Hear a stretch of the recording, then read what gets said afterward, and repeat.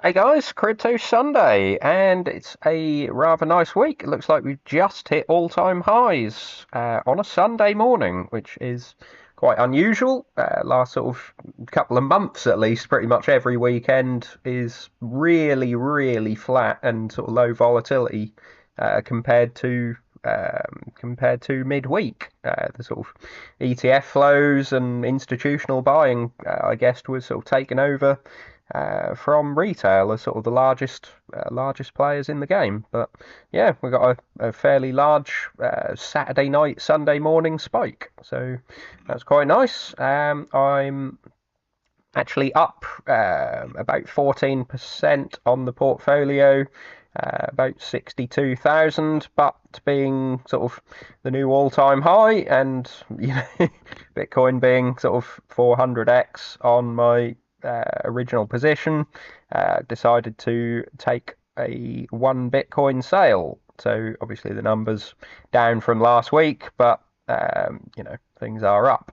So two Bitcoin left. Not a huge amount to go from sort of 10 Bitcoin originally, but yeah, happy to make that sale.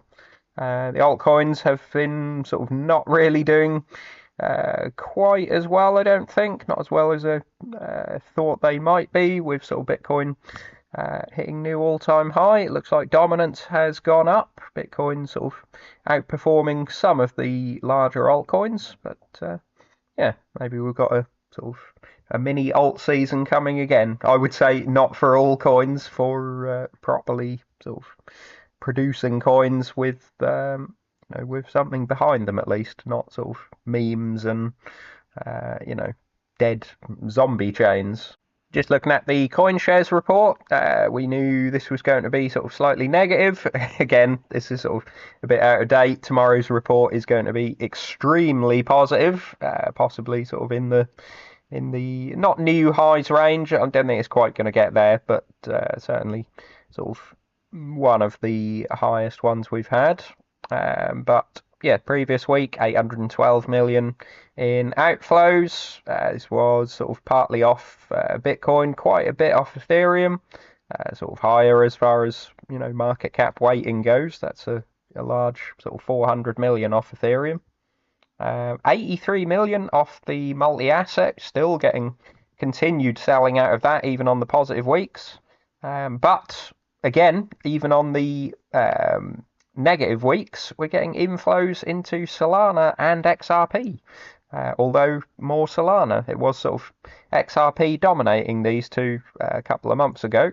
Now sort of 291 million into Solana, very large. And then sort of small amounts on pretty much everything else. Although 12 million into other coins, fair enough.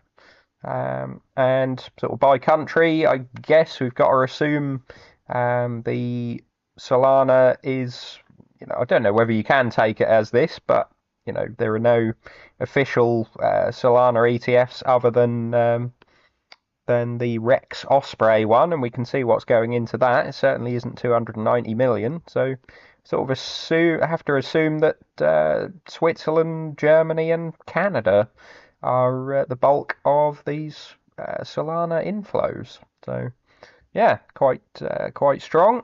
Only an outflow from Sweden and obviously the US being over a billion actually. The rest of world sort of brings that down to rest of world inflows brings that down to 812 million total outflow. But yeah, we're going to get sort of green pretty much across the board, I would expect, in tomorrow's report. As you can see here, the Bitcoin flows had a full week of inflows, sort of pretty much, broadly increasing all week, sort of 518 million, even including a small outflow from BlackRock on Monday. You had sort of greens all across the board, 26 million into the old grayscale, which is always quite funny. They've had inflows all week. People just love trading it, I suppose. Then 430 million on Tuesday. Then it started to pick up even more. BlackRock sort of going really heavy. 675 overall, 627, and then 985 million on Friday, with sort of the vast majority coming to BlackRock. And there's sort of stats on the BlackRock ETF now. It's, like in the top 20 ETFs in the world. It's just doing amazing for them. And even at 0.25% fee, that's, drastically higher than their sort of S&P ETFs and various things like that are very large for them. So I would say an important part of their portfolio that they consider. Similarly for Ethereum, a full positive week across the board. No reds at all, although slightly smaller numbers. You're sort of getting Wednesday double figures, 81 million, but the Monday was very, very strong, 546, and it sort of picked up somewhat towards the end of the week, 300 million and 233 million, again with pretty much everything coming into BlackRock. And of course, I keep highlighting it because it just seems crazy, but the 2.5% grayscale Ethereum ETF getting inflows all week. I guess either this is, I can't imagine it's basis trade, people, because you would just, you want the cheapest way to get that basis trade possible. So you would use, presumably, the cheapest ETF, maybe the new grayscale one. Why people are putting 30 plus million into the old grayscale at that fee, I've no idea. And the little Rex Osprey one, Solana, was slightly different. Inflows Monday to Wednesday, and then 2 zeros at the end of the week. Was sort of in a little bit contrast to Bitcoin and Ethereum, but still seeing some reasonable numbers. Sort of high double digits is very, very strong. So yeah, that was Solana. So I hate to use the word zombie chains as I did before, but looking at the Q2 Masari report for Cardano, I think you have to use that word. It's rocketing to I don't think it's new all-time highs, but certainly sort of recent highs. And the numbers don't really seem to be backing it up. Again, people might say it's coming, it's in the future, but been saying that for years and years. And looking at some of this stuff, obviously price is up tremendously sort of over the last year, but daily active addresses down 30% nearly from last quarter, down year on year. Daily transactions down 36% from last quarter, down heavily from Q4. And yeah, DApp transactions even worse, 60% down from last quarter, like 80% down from this quarter last year. And price is way up. So yeah, just seemed a little bit crazy. NFT volume up, ever so slightly, but 60,000 ADA, when it's under $1 isn't exactly a lot of NFT volume. I don't really think they're an NFT chain. It's not really their focus, but yeah, some pretty crazy metrics there. I won't go through the whole report because I don't own it anymore. I just do think it's worth highlighting there's a lot of people sort of holding on to coins from last cycle, expecting them to just sort of do really well and be do multiples of what Bitcoin's doing because it's an altcoin, and I'm not entirely convinced we get that this time with institutions here. They're going to be looking at these sort of charts, eating this up. They would expect at a minimum, this sort of chart. If not, they'll be reading the whole 20-page report or more institutional reports, and they're not going to see these sort of numbers and think, wow, pile in. But yeah, we'll see. So looking at the treasury companies, sort of had a little bit of an upending as far as who the big buyers are. We sort of got Strategy increasing their dividend. I think that's a little bit sort of unusual. Just means more to be paying out and more selling of the main MicroStrategy shares, as far as I can see, which is a little bit of a concern. Yeah, just looking at Strategy's buy, they bought 196 Bitcoin, so a very, very small buy for them, 22 million. Admittedly, at 113,000, we're now at 100 and, well, almost 125,000. So it was a fairly good buy, but and all of their previous buys the last few weeks are, now quite significantly in profit. So everyone will say he's a genius, of course, but yeah, compared to Metaplanet with 5,268 Bitcoin, and they did a similar amount last week. They've sort of very much flipped to being the largest buyer at the moment. Maybe there's sort of Japanese liquidity available, sort of where there isn't US or corporate debt issuance demand, I suppose. I'm not sure if they're doing it via debt or selling the common stock really, but I think there's still high tax for trading Bitcoin itself in Japan, so maybe they can still even just sell the common stock and be buying an awful lot of Bitcoin. But yeah, good for them. They did pay more than MicroStrategy, unusually. I suppose buying that much, you do maybe hit a little bit of a premium, and they were probably buying all through the week. But 116,870, again, 8,000 below the current price, so they'll be relatively happy. But does push their average way, way up, 107,900 now. So they were at sort of 90,000 average not so long ago. And you do have to think that probably during the bear market, Metaplanet and possibly even Strategy may be underwater. So yeah, that is a little bit of a concern.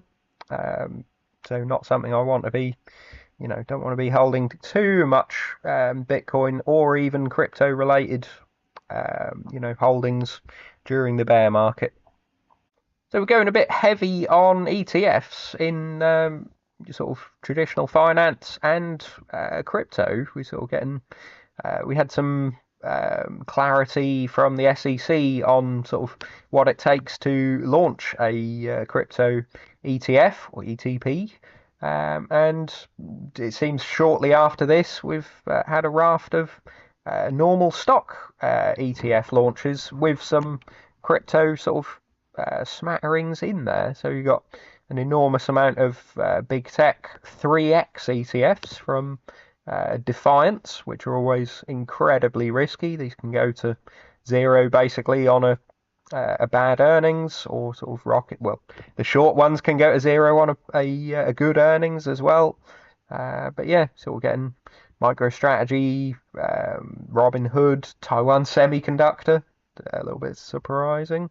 Apple, Google, all the sort of usual stuff, and then yeah, well, some smaller stocks as well, Hims and Hers, Bitmine. I mean, 3x Bitmine. If you're absolutely crazy, that has very significant chance of going to zero, I would say. And then Ethereum, Bitcoin, assuming that is a Bitcoin company rather than Sol itself. But either way, it's sort of can't imagine these are going to end up with a huge amount of assets. It's just people using them for short term, hopefully very very short term trades, and probably end up losing a fair amount of money on them. On crypto, a little bit more specifically, Rex Osprey have sort of got the fire under their belly, I expect, from the relative success of their Solana ETF. As I say, I don't think they're a huge company, so sort of having 500 million or whatever they're up to in assets under management with the Solana one. They just think, well, now we've got clarity, we'll go for all of them. So you've got Aave, you've got Cardano, including staking. A lot of these include the staking now that appears to be sort of allowed. Avalanche, Bitcoin Cash. I mean, yeah, some smaller stuff in here. Injective Protocol. Tau, Tron. Didn't think Tron would be getting one, being a little bit more China focused. Near Protocol. And yeah, sort of all sorts in here, and including staking. So basically, the shotgun approach, throw a lot of stuff at the wall and see what sticks. I guess all of these will, unless there's a particularly big issue, all of these will probably go through. It's just how much, demand there actually will be. I'm sure sort of holders of these tokens will be saying this is, the start of a massive bull run for their token, but, simply launching an ETF doesn't mean that there's actually demand there. We'll have to see which ones actually do well. It's a very unusual bit of news as well. A sort of Chinese Ponzi scheme, from the looks of it, back in 2018, or just more of a fraud, basically, in China. A personal group seized 61,000 Bitcoin in total. And yeah, they sort of fled, it looks like, to the UK and have been caught in the UK, and the 61,000 Bitcoin has been seized. So the UK are sort of now quite a large holder of Bitcoin. They already held, I think, about 60,000 Bitcoin, coincidentally. And yeah, this sort of talks about, what we should be doing with it. A lot of people say, suggesting, whether this windfall, they're calling it, could help offset a budget deficit of £30 billion. You sort of think, hang on, shouldn't this be going back to the people that held it? Admittedly, they aren't sort of UK citizens, but they're Chinese citizens. Just because the person happens to be in the UK when you've arrested them now means that, those people's funds are no longer their funds. It's irrelevant. People sort of making the argument that if somebody stole your car and the police sort of catch the person, get your car back, are they then going to sell your car and give the money to the taxman, or should you get your car back? And this is sort of in a similar vein, albeit they're foreign citizens, Chinese citizens. So quite a lot of discussion over this, and I expect there will be a lot of very sad and angry people if the UK ends up sort of selling it and using it for their own purposes.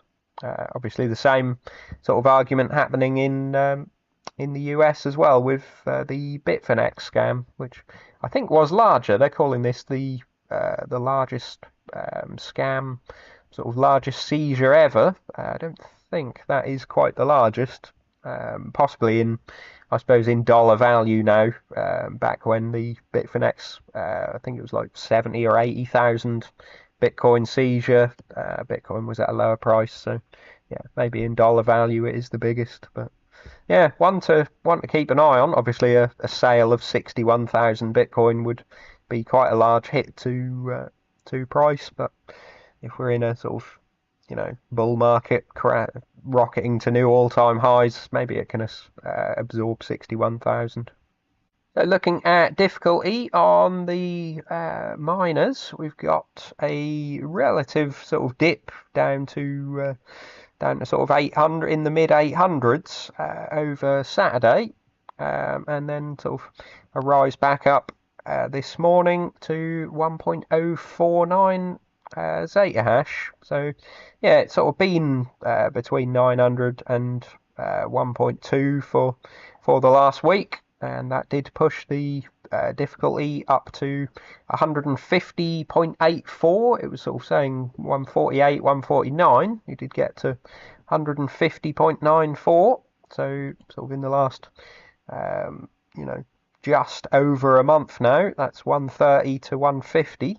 So very, very strong move upwards. Although the sort of current block time now, it's gone up quite a bit, and we're not sustaining that 1.1, 1.2 Zeta hash. So 11.17 minute block times is too much, and at the moment they're forecasting 10.45% drop down to 135 again. But this is 12 days away at current speeds. Could end up being sort of October the 16th, maybe. A little bit of a way away. Time for this to change quite a bit, but yeah, 150 is what we're on for the next 2 weeks, and that will be quite a lot of hurt for the miners. So I am sort of continuing to sell more of the miners. Obviously, AI is pushing some of their price, and that's still, potentially going. But I don't like it when the sort of underlying business, if you like, is not doing particularly well. And just looking at the liquidity chart, I suppose you've got to say this is starting to look like a catch up towards the global liquidity proxy number. We sort of had the very large disconnect, and the sort of crocodile jaws, if you like, were widening, certainly around sort of August and September. Sort of price coming down, global liquidity going up. 12 weeks ago. This is the global M2 delayed by 12 weeks. A lot of people still saying that you shouldn't just use global M2, you should include sort of the various other things like the Treasury general account and all sorts of stuff, but I can't find a decent sort of tracker for that. It all seems to be paid data. So global M2 sort of, may not be quite as tight a correlation, but seems to give a reasonable indication of what's coming. If you're happy to sort of wait through a little bit of dislocation from it. But yeah, certainly if we sort of see a continued run, it will be getting closer together. There was a sort of fair drop down in liquidity in October time. Maybe we're sort of getting, a run up towards that, and it's still showing at the end of the year around about 200,000 target, if you like. Maybe we get to that. Maybe we sort of blow off way past that. I don't know. As I say, I took the opportunity to sell a little bit because it has been a very good week. Bitcoin up 13.1%. It's very, very strong. Solana up 16%. Sort of debates about how much I actually hold still. Ethereum up 14%. That's done well. Chainlink a little bit behind, 9.6%. Metaplex 11.3%. Helium 16.25%. That's done quite well. Radium 16.8%. And then Jito and Honey both 6 and 5%. So underperforming a reasonable amount. Honey sort of very much hanging out down the bottom here, sort of a third of my radium position. So not good at all. I put the same amount into. I actually put a slightly more. I think I highlighted last week. I put slightly more into Honey than I did into Metaplex, and Metaplex is over 3 times what the Honey is worth. So shows you what you can get with altcoins, and of course they are still all in the red for me. Haven't really checked where the my other sort of tokens would have been. Certainly XRP sort of doing quite well, but some of the others still look like they're lagging a fair bit. I think Polygon was sort of at 50 cents or something. Well, my cost was 75 cents, and it's now at 24. So yeah, not particularly good. Some of the others, well, Cardano 87 cents, as I say, still a zombie chain for me. But yeah, interesting sort of new highs. Have to see where we're going.